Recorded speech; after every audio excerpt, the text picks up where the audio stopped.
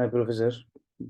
I hope you're doing good. This is Haider Hussain. I'm bearing CWID 50308833. I'm doing this presentation for my digital forensics course project. So in this presentation, I'm going to explain how to detect social media trolls using deep learning technology. So this paper was published last year by a list of authors Mitchell, Iqbal, Stamp, Hussein, Andrew, and Inay.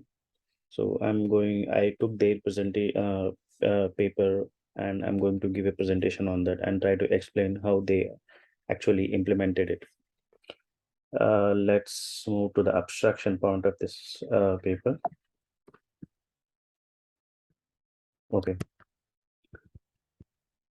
So yeah, coming to the abstraction, nowadays we observe an increasing problem with the abuse and trolling in social media platforms like Facebook, Twitter, Instagram, and users expressing their feelings via stories, posts, and memes in a large scale. So, digital forensics use this large quantity of data stored in social media profiles, and it can be a vital source for an investigation. And this data gets used by multiple organizations, whether it can be law enforcement, criminal defense, or international investigation within the business itself. So in this paper, I'm going to present the application of deep learning techniques for for detecting the trolls and toxic content shared on social media platforms. So they have proposed a machine learning solution for the detection of toxic images based on the embedded text content. The project utilizes Glovy word embedding method of data augmentation for improved prediction capabilities. This methodology details the implementation of long short-term methodology, which is also known as LSTM, and gated recurrent unit, which is also treated as GRU models, and their bidirectional variants. Comparing our approach to the related work, the highlighting the evident improvements. So our experiment revealed that the best performance model, bidirectional LSM, achieved a testing accuracy of 0.92 and interference accuracy of 0.88 and F1 score of 0.88 respectively. Okay, so coming to the so what is actually trolling on social media? So nowadays everyone is connected using social media, and it's like a habit for everyone to express these feelings whenever they see something, and everyone wants to get keep updated about the world affairs and national affairs. So I have taken a definition of trolling in such a way that to make a deliberately offensive or proactive online post with the aim of upsetting someone or eliciting an angry response from them. People who do the internet trolling are called trollers. So trolling actually affects the physiological mind of people and force them to react. And there are people sitting behind the computers and posting whatever they want, irrespective of do they have the complete knowledge of the topic or not. So coming to the introduction part of this PPT. So practically every type of crime now involves some aspect of digital evidence. Digital forensics provide various techniques and tools that can help to articulate this evidence and in legal proceedings. Some insights conducted a study in 2022. The some that smart so the name of that survey is Smart Insights. So according to them, social media users are now spending around 2.24 hours of time in their life in every day by multi-networking across an average of 8 social networks and messaging apps. So it is necessary to gather and understand evidences from a variety of digital sources to understand a topic. So phones and other mobile devices which provide valuable information such as communication data and geolocation data and information of a user or a person as a evidence.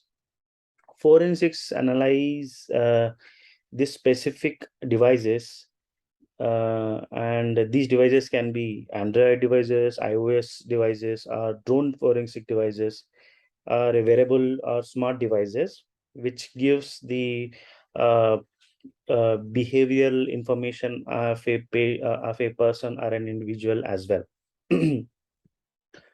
So coming to the devices containing a large sensor types like RFID, GPS location tracking, health monitoring also provides improved information on a individual level.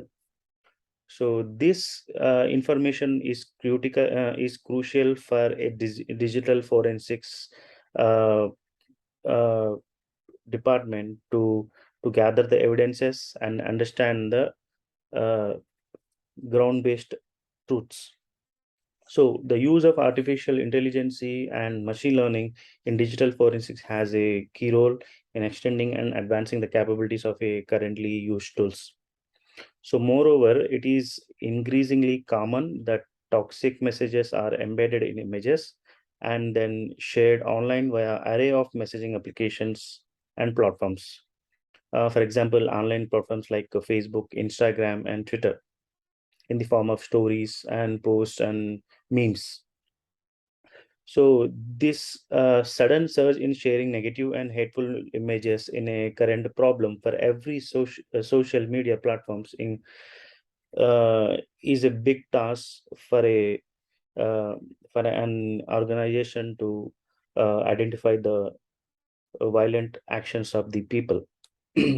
So it can be difficult to detect negative statements in the comments, especially when messages include an image, and detection of hateful content must include extraction of embedded content and subsequent analysis. Therefore, the focus and the contribution of this paper is is in such a way that, so in this presentation, so I will first present the review of the similar works covering the method of data processing and machine learning approaches, then provide the description of our methodology and experiments for detecting the trolls and toxic content.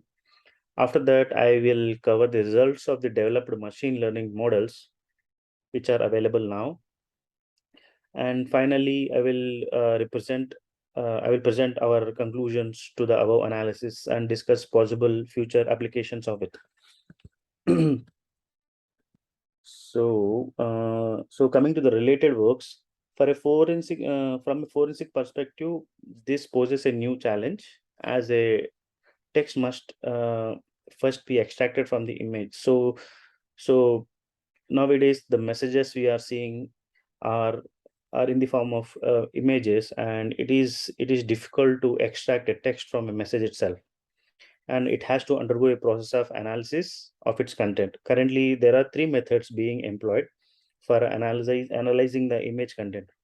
The first method involves extraction of embedded text and its analysis, and the second approach utilizes neural networks for the analysis of the content of image in search of patterns. And the third option is a hybrid approach, which involves the use of both techniques to increase the prediction confidence. So coming to the methodology for troll or toxicity detection. So depending on the targeted platform, the results can be very different for different platforms, and allow for various data to be acquired via API. So our approach includes the development of two modules: an image text extraction module and a text classification module. So this picture at the right side shows a prediction process followed during this research for extracting the text from the image using Python Tesseract model, which provides the OCR support. So Tesseract OCR engine is a model which extract the message from the image itself. So as we can see in this image, this meme has some text in it, and using the Tesseract OCR, we are extracting that message. So continue to the methodology of for troll and toxicity detection. So as I said, TestAct is one of the most commonly used OCR engine that allows highly accurate extraction of characters from the images. While TestAct can be used for character detection of other languages, our research is mainly focused in pure English. So we are not in this paper, in this presentation, we are not going to focus on any other languages except English. So the text classification module implements a deep learning module developed for the detection of toxicity in the text embedded within the image. The models chosen for the process include recurrent neural networks, RNN, bidirectional LSTM. LSTM stands for long short-term memory, and bidirectional GRU. Both architectures considered the state-of-art solutions for NLP problems earlier. So coming to the data set that we are going to use as a part of this machine learning implementation. So the data set we got from the Kaggle, and it was created by the conversation AI team for the purpose of NLP challenge. So the data set consists of 6 labels. They have categorized the data set into different labels or categories, in different categories, and labeled them. So as a part, like, they took the comments and they categorized into different labels like toxic, severe toxics, obscene, threat, insult, and identity hate. So overall, there are 2,23549 comments and clean text that consist of majority of data set. So the toxic label is the most common, and many comments are labeled as a toxic only. A small group of 45 comments have all 6 toxic labels assigned. Okay, so this table helps us to understand how many comments we have and what all those comments categorized into different labels. Like we have toxic comments which are around 21,384, severe toxic which is 1,962, like that. So the data distribution is across original toxicity levels. Yep. So coming to the text processing. So we took the data set, and now we have to clean this data in order to perform our models on it. So the first text cleaning method applied was the replacement of short version of various words such as yes, rel, or d, etc. The comments were converted to the lowercase because we want to avoid capitalized words being treated differently by a model. So this could because this could lead to a decline in the accuracy. So we don't want any uh, accuracy impact. We have also decided to use word tokenization using default delimiter characters provided by the TensorFlow tokenization function. Globy word embeddings are a standard vector used for many LLP problems. The result of Anand published a paper in 2019 that showed that semantic relationship between words provide improvement to the trend models as well. So data split and model selection. So the data was divided into 3 parts. One is training and validation and test split. The test split consists of only 100 text samples that are then embedded on the images using a random set of fonts. The split is stratified to ensure equal presentation of toxic and non-toxic comments. So the proposed method involves implementation of recurrent neural networks, and the first type of RN that is considered for the task is long short-term memory networks. The other RNN that will be used in this project is gated recurrent unit. Okay, so while regular RNN networks learn from left to right side, recent developments of neural networks allow training to be performed in two directions, which is bidirectional networks. So bidirectional RNNs excel in speech recognition and NLP. Thus, they might be a better solution for this task. So the below image is the architecture of bidirectional RNN.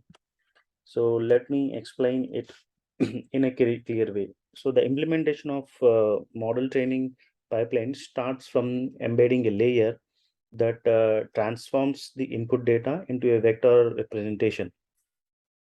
So the created word embeddings are then passed to the RNN layer, which consists of 128 units, and the resulting tensor is passed through the global max pooling layer, which converts the multi-dimensional input into a single dimensional object. So the resulting data is then passed to two dense layers with 64 and 16 nodes accordingly. Both fully connected layers utilize the relay activation that provides the improvement over seminoid and hyperbolic tangent functions. So dropout of 0.1 is applied after each dense layer. The output layer returns a single value, that is estimation of processed text as toxic. So this will provide us the output, whether it's a toxic one or not. So evaluation metrics. So the methods we are using, we are going to evaluate it in different metrics in the form of accuracy, precision, recall, and F factor. Sorry, F score. So accuracy. So we have a formula. So in this formula, the TP stands for true positive. It is an outcome where the model correctly predicts the positive class. And TN is an outcome where the model correctly predicts a negative class. A false positive FP is an outcome where the model incorrectly predicts the positive class. And a false negative is an outcome where the model incorrectly predicts the negative class. So these are the full forms for TP, TN, and FP and FN. So the accuracy equal to the sum of TP plus TN by TP plus TN plus FP plus FN. Okay, coming to the precision. Precision is a metric that determines number of correctly predicted positive values from our data set. This metric is especially useful for binary detection of toxic messages, as the solution should not flag normal messages as toxic. So precision equal to TP true positive by sum of true positive and false positive. So coming to the recall measures how many positive values are predicted as such by the model. So recall equal to true positive by true positive, sum of true positive plus false negative, right? So coming to the last metric that we are using for evaluation is F1 score. F1 score or F measure is a metric that is a function of precision and recall. So the calculated balance is the harmonic mean of model's precision and recall that is defined as follows. So Fn equal to 2 into precision into recall by precision plus recall. So this is the formula we apply when we are evaluating, and these are the metric factors that we are going to use once we are done with the once we implement the methods on the data set. So the model performance during the training was assessed based on the training accuracy, loss, as well as the individual loss and accuracy. So coming to the results, the performance of the trained model is evaluated using metrics outlined in the methodology section, which I explained just now in the previous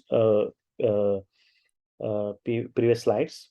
The experiments were performed using images with embedded text from the original dataset. The training of all models has been performed over 30 epochs with patients at 5. Below are the training metrics for the best trained models and network types. And validation loss was used to ensure that training is stopped as soon as there is no improvement shown on the validation set.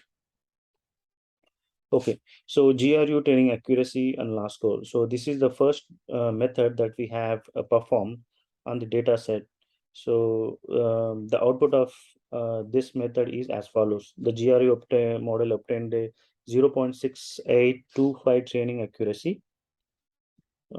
Training accuracy, whereas and the validation accuracy of 0.6693 at 18 epoch, when the model was saved, whereas the training loss was 0.5984 while the validation loss at 0.6086. Coming to LSTM training accuracy and loss score. LSM stands for long short-term memory.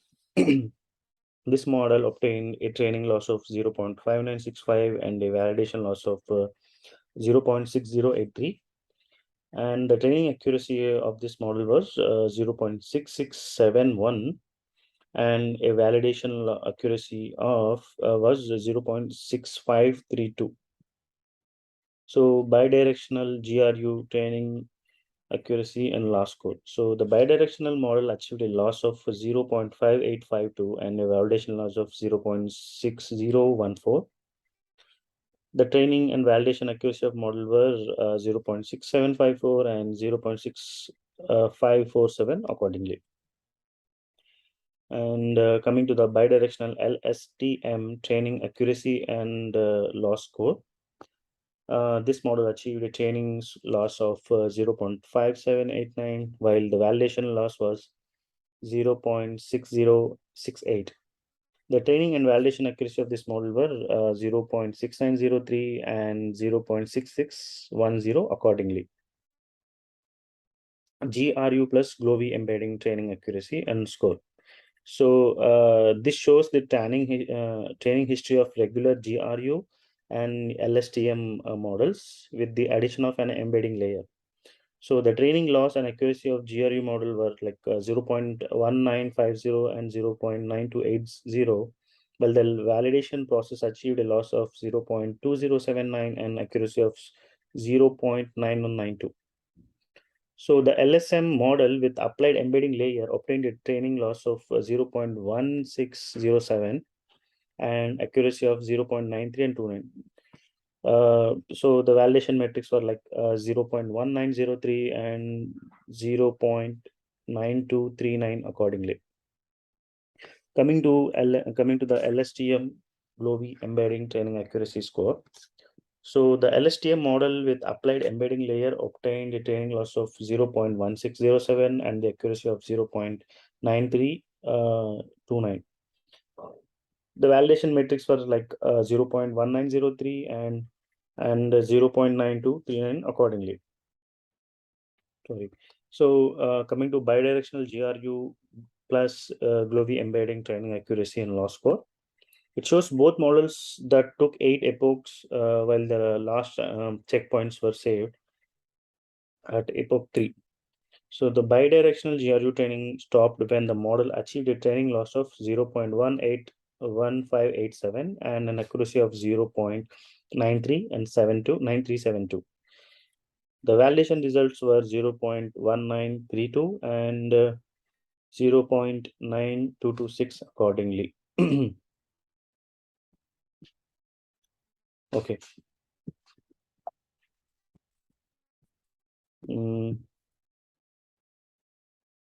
Okay. Okay, the last one. So the bidirectional LSTM and GloVe embeddings, we can see that the overfitting starts quickly on the models with embedding layer. So we have implemented the embedding layer and the performance was quite improved. In bidirectional LSTM model, the training loss was 0.1686, while the accuracy was 0.9353. The validation metrics were like 0.1998 for loss and 0.9232 for accuracy. Okay, testing and interference. So the training results would indicate that bidirectional LSTM with GloVe embedding was the best performing one among the all models that we have used. However, it is necessary to test the models on unseen data to ensure the unbiased results. So the first model to be tested on the selected set of 2617 comments. The comments are randomly selected from each iteration during each iteration. Sorry. So the table shows the accuracy, precision, recall, and F1 score metrics of each model. So whereas the testing results show that the bidirectional LSTM model with embedding layer has the best performance with 0.921 accuracy and 0.922 F1 measure. So if you look at the table, the bidirectional LSTM with the GloVe embedded layer has the best F1 score, and it's performing better than all the other models. Coming to the testing interference continuation. Below table represents the interference results of all trained models. The majority of the results same as obtained results in the prior test. So this test was, these are the metrics that we have acquired after performing the models, after performing the methods on the testing data. So obtained. Okay, so the majority of the results same as the obtained results in the prior text, which is same as the old data sets we have used. And there is a drop in the accuracy, which is visible in all the models. So some fonts make it difficult for the test-RAC model to extract comments accurately. As a result, prediction capability of the model is poorer. So since this is a testing data and test-RAC is not able to or not able to or might be finding difficult to understand some comments in an accurate way. So that's why there is a reduction of accuracy around 80%, still grants good predictions. However, it also shows that better work can be done when it comes to the implementation of extract module. So when we did this testing on so this implementation on the testing data, so that the performance of the models decrease a little bit from 0.992 to 0.883 for a bidirectional LSTM plus GloVe embedding layer. So comparing with the other works or the other methods we have used, in comparison with other works in this field, our processing allowed us to reduce the training and prediction times by reducing the training data sets. The results presented in the below table show that the augmentation using GloVe embedding provides much better results in terms of robustness that is evaluated using F1 measure. So adding a GloVe embedding layer does improves the performance of all the methods that we have used in this experiment. So if we could able to see the table 4 comparing to the other works, so all the models like, so these are the models that we have used, and these are the F1 scores of these models. So coming to the conclusion and future work. So the results of the experiment clearly show that the utilization of the word embeddings augmented layer significantly embeddings augmentation layer does increase the performance of all the models. The interference results, however, showed that all the models experienced a drop in accuracy that is caused by the quality of extracted content from the image. The use of framework does not have to be limited to Twitter. So Twitter are short character posts, but also may involve an application for other social media platforms such as Discord or Facebook. And the future research may involve experiments over a better extraction module that would provide more accurate text representation of the embedded content. So, so, so this is all about the paper I have researched, and yeah, that's everything. Please, if you have any questions, let me know. Thanks for this opportunity. Have a good day.